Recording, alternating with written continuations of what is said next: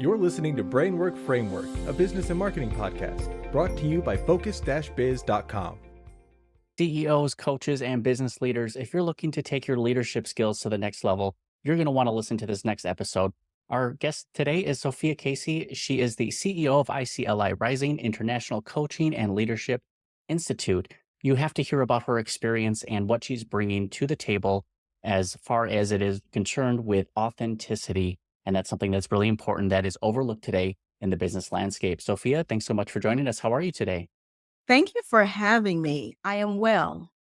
So when I answer that question these days, I like to be as authentic as I possibly can. As opposed to in the past, I would say, I'm fine, just fine, just fine. I am well. Thank you for asking. That's fantastic. We often overlook how we're actually doing, and it's more of just an instinct, a reaction to say, oh, I'm doing great. But we often forget to overlook and take a look at what we're actually feeling at that moment. Absolutely. It's so great that I've learned some coaching skills that remind me to just take a pause and really answer as authentically as possible. Well, we love that, and we're happy to showcase you on our podcast today. Now, tell us more about your entrepreneurial journey. What were you doing before, and how did that lead you into what you're doing today? Yeah. So right before I became an entrepreneur, I was a senior manager on the track to become a senior executive at your favorite US federal government agency, the IRS, of course. Favorite, right, Chris? What? So yeah, I was actually director of human resources and also director of training for what is, I believe, in the federal government, one of the largest IT organizations. And I absolutely loved what I did. Then I got bit by this thing called coaching. And I did have the opportunity to do some coaching for the federal government, some for some corporate private sector companies that I worked for. But I got a lot more opportunity to experience coaching by going through a coach training program, a very intensive year-long coach training program. And I was hooked. I'm like, how can I do more of this? So it actually started going on 11 years now that I launched. Congratulations. Where does the time go? I know. I'm like 11 years, 11 years since I formally launched the company and being a full-time entrepreneur. I've done that for about 8 years now. Mhm. Congratulations. It's always an exciting journey to go from that part-time, the side hustle into the full-time, and now it's all on you. But with entrepreneurship, you have to wear so many hats, but you found your calling within the coaching realm. Why was that so important to you? Well, I had a friend, one of my besties, and I noticed a change in her. And so one time we were out, I was like, something is different. I couldn't quite put my hand on it, except that I knew she seemed more joyful. That's the easiest way to say it. And I'm like, what are you up to? It's not a new hairdo. It's not a new outfit. Something is up. And she said, yes, I haven't really talked about it much, but I've been working with a life coach. And I didn't know that terminology. So I'm like, a life coach? We just call it coaching in my company where I worked. And I said, wow. She's kept going on and on and on about how she's had these major mindset shifts. And what really caught my ear is how she shifted her relationship to herself.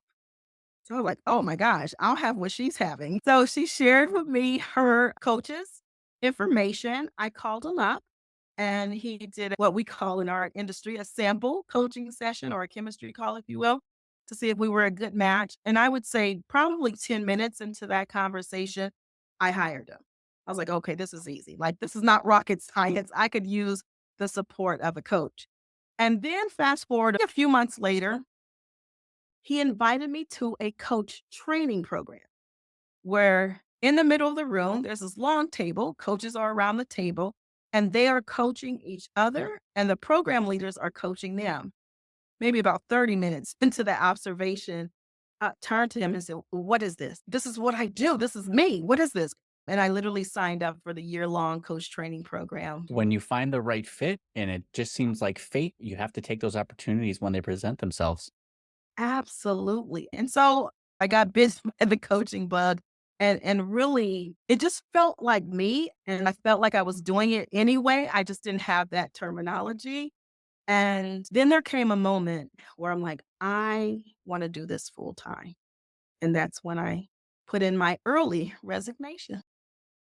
Wow, what an incredible journey. It sounds like that ignited a fire in you and brought out this passion that you had been secretly holding down inside. And then once it was unleashed, watch out. Sophia's coming. No way to stop her. She's coming.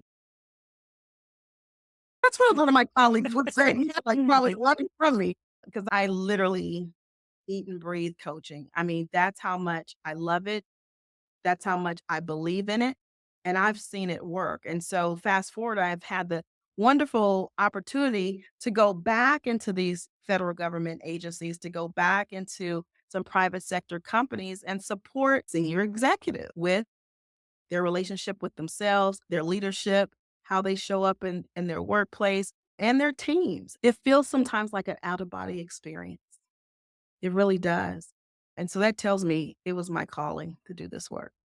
Absolutely. With all the CEOs and leaders and executive leaders that you've worked with, why is there such a disconnect between what they perceive in the workplace and what the workers Yes. perceive? I have had many opportunities to see that disconnect up close and personal. And there could be many factors, but a lot of times what I've seen, if you will, as a pattern or a trend is executives or senior managers, leaders, not having a lot of facility with how they show up, not having a lot of awareness, not having a lot of emotional intelligence that would inform them enough to say, hey, pay attention to what Chris is doing over there. Have you tapped into Chris's strengths? Do you even know what they are? And this may be shocking to a lot of people. A lot of times, senior executives struggle around imposter syndrome. Am I really who I say I am? Am I really worthy of being in this position and being the person in lead of this huge corporation?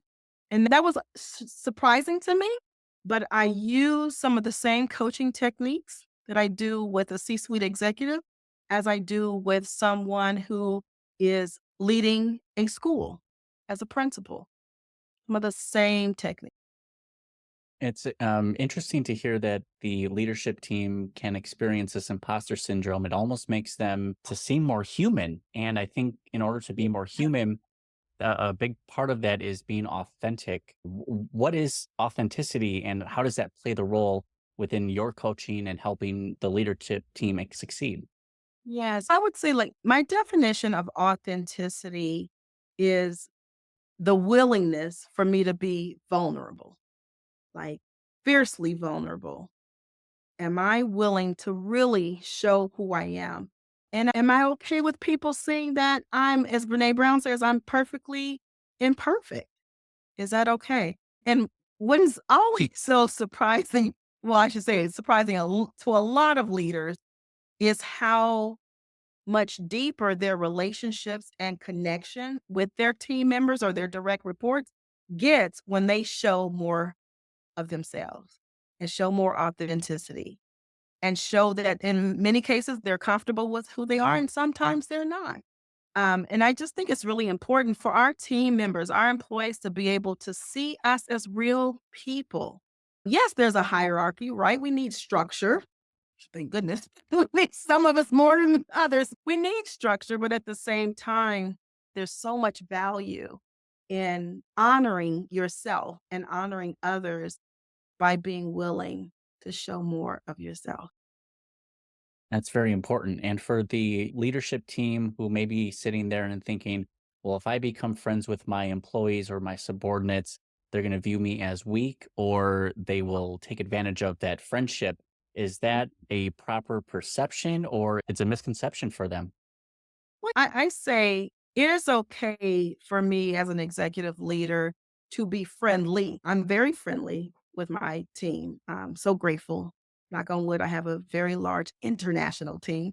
So that has taught me so much I because think leaving. that's important. It's the distinction between the friendly and being friends. And there needs to be that separation within business. We can still be friendly and helpful and try to have our team to succeed and support them and try to coach them and bring them up. But if there needs to be that line drawn in the sand where you can still have the structure and expectations without ruining what that friendship or business relationship might be. Absolutely, and I feel like it is also what's behind the friendly. You know, am I trying to be friends with them because I feel like that's going to have them do more, produce more. I mean, what is behind it? And I feel like if authenticity is behind the friendly, good to go. Great. They want to see you as human. So part of being human is being friendly. And I would agree with you. It's also important to have some structure too. I believe that structure in organizations tells our employees, our team members, our peers what they can count on. That's the reason for structure. I know what I can count on. I love that. And now, when you're doing this chemistry call for a potential client, what are some of the main questions or topics that you like to touch base on just to even see if they're the right fit for what you do? So we certainly get into conversations around their goals, right? And when most executives come to me for executive coaching, of course, they're coming in the door with something that they want to change or see a shift around. So we're definitely going to talk about that. But I changed my title from executive coach to executive life coach because what I kept saying, Chris, is that these executives were coming to me certainly with topics around I want to increase my revenue. We need to open another office in Minnesota. Certainly those type of things. I want to strengthen my leadership.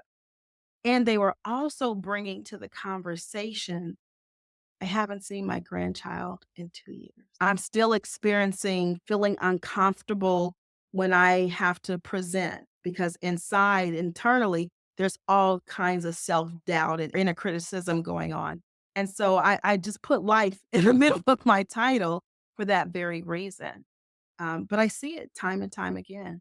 Absolutely. From your experience, when the personal life overflows into business, that's something that we've seen with regular everyday workers. And now it's actually evident within the leadership team and CEOs as well. I think one, that makes them more human, but two, how do they overcome those barriers when they're kind of focused on their work and business and they haven't seen grandchildren in 2 years? How do they find that balance? Well, one of the things my clients will tell you they hear probably too much from me is my definition of balance. So it's really important to me that the space that we co-create in our executive coaching work is a place of psychological safety where I'm not judging them. So these executives are coming for coaching. I don't want to beat them up for not being balanced. And I share with them all the time, you get to define what balance is. For me personally, balance to me means doesn't equate to 100%. So that means maybe one day I'm giving my companies 70% of my time and energy. And maybe my family's getting 20, and maybe I'm getting 10% that day. But not to beat myself up for that because literally the next day it could completely reverse where I'm giving my family 70%, et cetera. So I believe it's important for people to define what balance means to them. And I've been most intrigued by conversations I'm having with a lot of my clients around work life harmony. Like, what does that mean to integrate my life and to have a harmonious life to where they're not competing with each other? Many times, the work that I do with clients is around their mindset. Their outlook is that their worlds are competing and they just can't work together. I had the same mindset.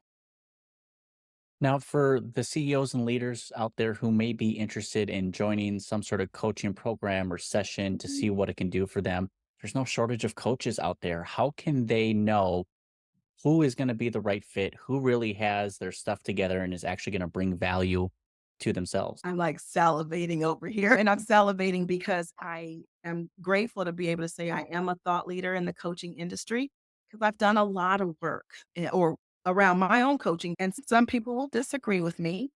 I would say I would first ask, are they certified and coach? There is a difference. And the credentialing body that we most know here in the US is the International Coaching Federation. So have you gone further beyond certification? I felt great to get certified, gone even further and actually received a credential. And it's intense work to be on the journey towards a credential, but I would definitely ask that first and foremost.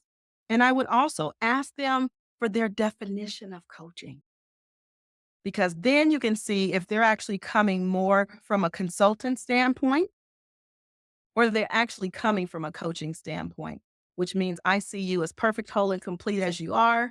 I'm going to coach you in a holistic way. And my goal is to support you with moving forward. I'm an American football fan, so I'll say advancing the ball. That is my role, is to support you with advancing the ball. If you're looking for someone who merely is going to come in and tell you what to do, well, then you have to hire me as a consultant. There you go. I'll actually tell you what to do. I love it. So you're credentialed and certified, and a little birdie told me you're working your way towards a PhD. Tell me more about that and that experience. You are just a sponge for knowledge, aren't you? I am. I love learning. I love learning. That is one of my highest strengths. And, my relationship to getting a doctorate degree has always been, I'm good. I don't need that because I relate to my credential level of master certified coach. There are only 2,100 of us in the world. I relate to that as a PhD. I was totally fine. And my sister is a PhD as well. And there's starting to be a shift. The more I was showing up in this coaching space, in this thought leadership space, having a lot of conversations with coaches, I actually was presented with the opportunity to have two honorary PhDs. And I actually said no to both. I said not now to both because I really wanted to experience actually going through the process. Now, I'm very grateful that I'm actually going to go to a university to where 2/3 of the credits that I need, they'll count my coaching experience and my mentor coaching experience and my coach training experience. So how can I say no to that? So That's a great opportunity. Amazing. I love that. So now, for those who are interested in getting connected with you and learning more about your coaching program and what your business does, where can they find you online? well, they can find me at Sophia Casey everywhere. And it's always going to say, comma, MCC, because I'm very proud of my credential. But on LinkedIn, I'm Sophia Casey as well. And they can certainly go to our Coach Training School website and get supported at ICLI Rising.com. Wonderful. And we'll have links available down in the description and the show notes so you can get quick access to Sophia Casey so you can get in touch with her. Now, Sophia, what is on the docket? What are your goals for 2024 and beyond? What are you looking most forward to? Well, top of mind these days was graduating. My son graduated from high school. We did that, and now getting him settled in college. And I have a goal to actually move out of the country and move to the Caribbean and split my time between the Caribbean and the US and do a lot of traveling and speaking. One of my other first loves. Hey, there's that work-life harmony you were talking about. I Yeah, love it. Hey, excited. there Send me you go. send me photos of the beach when you're down there. Just tell me how amazing it is. That's wonderful. Now, Sophia, we only have a little bit of time left. I wanted to ask you if there was one piece of advice that you could give to your younger self, what that might be, something that would help other business leaders, CEOs, entrepreneurs get out that rut and then move forward. I would say be you. You are enough. And I would also add that there really aren't any limitations.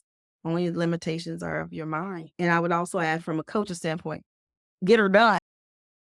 What is just I was like all the wonderful happiness that you try to like elevate people with. That's great, but what happens when entrepreneurs aren't really following your guidelines or your plan? You got to like crack the whip a little bit. Do you encourage them nicely to Oh, take yeah. action? I have encouraged them nicely. And here's the thing, it's their action plan. They're coming up with it, so they own it.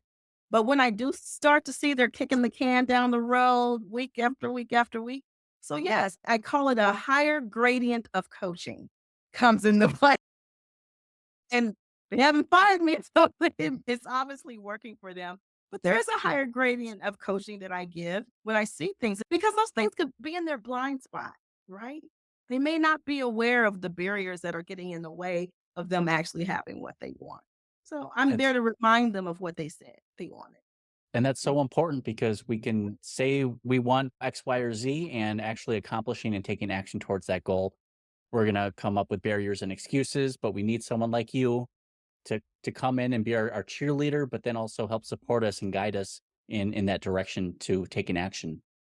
Absolutely. And I love it. I love that they give me permission to do so and give me permission to coach on that higher gradient. One of the most important things about the coach client relationship is just that building the relationship to where I can say some things that maybe their friends couldn't say, their partners couldn't say, or their bosses couldn't say, because we built that deep of a relationship of trust.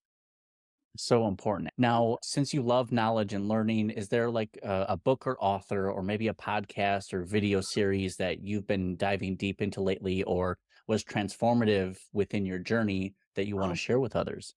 well, first of all, of course, I'm going to say go get my Ease and Flow journal because I need you to relax your mind, spend some time journaling. It has been extremely supportive of me and a lot of my clients, and many of them had never journaled before. So I do encourage that. But one of my favorite books, I literally have dog-eared it, have coffee stains. It's called The Big Leap by Gay Hendricks. I think it is such an incredibly important book, especially for entrepreneurs, especially for CEOs and organizations. Yeah. The Big Leap. I love that. Sophia, we appreciate you coming on and sharing all of your wisdom, knowledge, and advice with us. So that way, the other CEOs, entrepreneurs, and business leaders can start getting results and taking action. And hopefully, they're inspired enough by what you've said today to want to visit your website and learn more about everything that you do. And that Easy Journal sounds like a great place to start. Yes. Thank you so much, Chris. It's been an honor to be here. We appreciate it. Thank you so much. Sophia, congratulations on all your past success, your current success, and everything that you're going to be doing in the future. We love to see it. Thank you so much. My pleasure to be here.